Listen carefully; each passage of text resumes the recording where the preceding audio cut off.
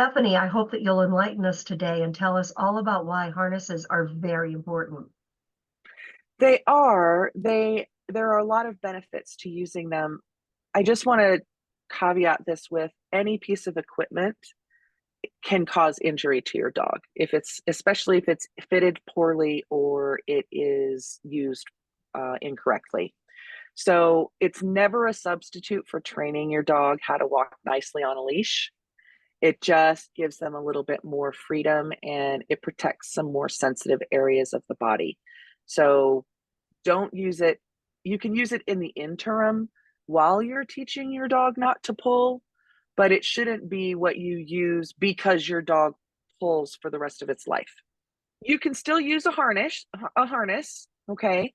But instead of just letting them pull and let the harness keep the dog from dragging you down the street, and only some of those harnesses will do that, by the way, you want to teach your dog to not pull on the leash. Very good. How do I go about buying a harness if I've never done it before? So there's different types of harnesses. I'm going to kind of look at two major types of categories. So one type of harness is a no pull versus the back clip only harness. So a no pull harness will generally have a clip at the dog's chest, like a D ring or an O ring at the dog's chest where the leash can go. Some of them also have that back clip, but the front clip actually, when the dog pulls, if you're adjusted correctly, it will turn the dog so they cannot continue forward. Whereas that back clip, it's right in the center of their back. So if they're pulling, they just keep on going. So those are things to take into consideration. For example, if you're doing something like joring, you want a back clip because you want your dog to pull, or you're doing sledding with your dog, you want those back harnesses or those back clip harnesses. But if you're trying to walk down the street and your dog is a puller, then while you are working on getting them to not pull on the leash, then a no pull harness is much better. And then for those harnesses, you tend to have two styles that are more about not where the clip is, but the actual makeup of the harness. And that's a Y front. So that goes up through the middle of the chest and around the neck to the back versus going across the shoulders. So across the shoulders will impede the motion in your dog's shoulders. And especially if they are pulling, it can, at least over time, if not immediately, start causing problems with those joints. Oh, that's important. Yes. How do I know then if a harness is being made well and it's going to be really good for my dog? Unfortunately, most of the time it's trial and error. I would definitely go with one that has a clip in the front and the back, so you have that versatility. And I would defer to a Y front harness as opposed to one that goes across the front. That's good information. Are there any brand names that you'd recommend for people to look for when they're buying a harness for their dog? There are a couple.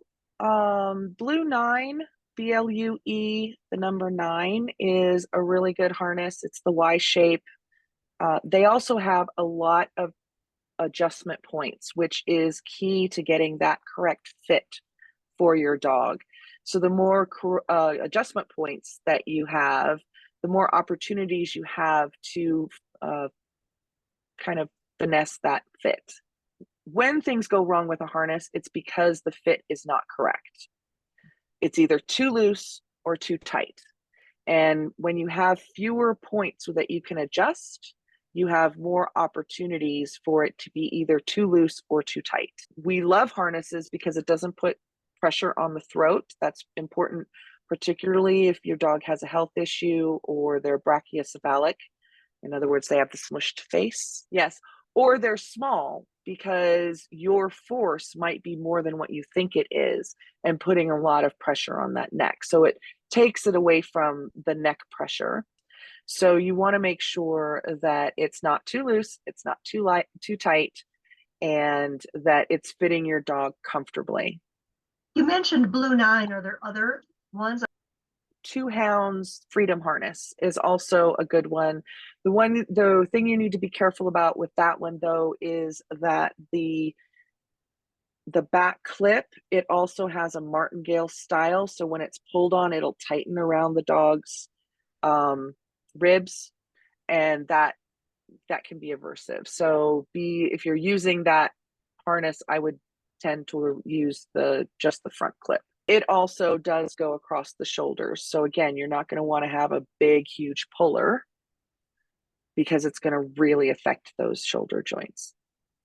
So I'm hearing that if you end up ordering one of these online, you might want to make sure that whoever you're purchasing from has a pretty liberal return policy, because you Yes, want to try yes, it out, right? yes. And also make sure that you get your measurements right. So that can be challenging too. You might need to measure parts of your dog, and your dog's like, what are you doing?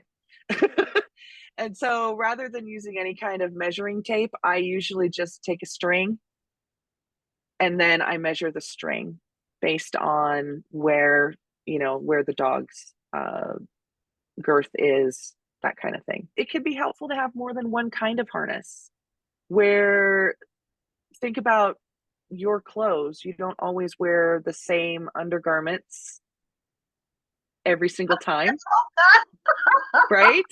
So sometimes you want to have it where this particular harness is a little bit less well fitting in one area, but this one is great in that area, but less well fitting in another area. So you can always switch them out.